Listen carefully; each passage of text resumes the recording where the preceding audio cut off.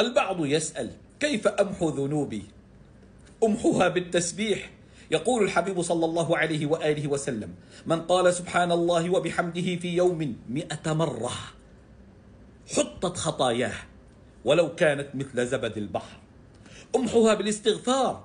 يقول الحبيب صلى الله عليه وآله وسلم: من قال أستغفر الله الذي لا إله إلا هو الحي القيوم وأتوب إليه غفر له وإن كان فر من الزحف. أمحوها بهذا الذكر.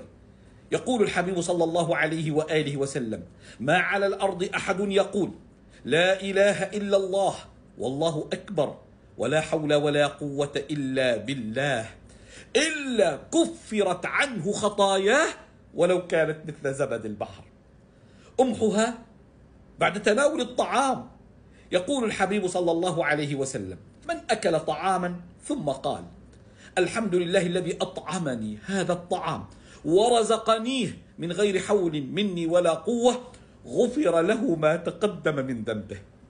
أمحها بعد اللباس، بعد أن ترتدي ثوبك. يقول الحبيب صلى الله عليه وآله وسلم: ومن لبس ثوبا فقال الحمد لله الذي كساني هذا ورزقنيه من غير حول مني ولا قوة غفر له ما تقدم من ذنبه.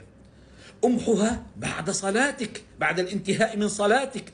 يقول الحبيب صلى الله عليه وآله وسلم: من سبح الله في دبر كل صلاة 33 وحمد الله 33 وكبر الله 33 تلك 99 وقال تمام 100 لا إله إلا الله وحده لا شريك له له الملك وله الحمد وهو على كل شيء قدير غفرت خطاياه وإن كانت مثل زبد البحر.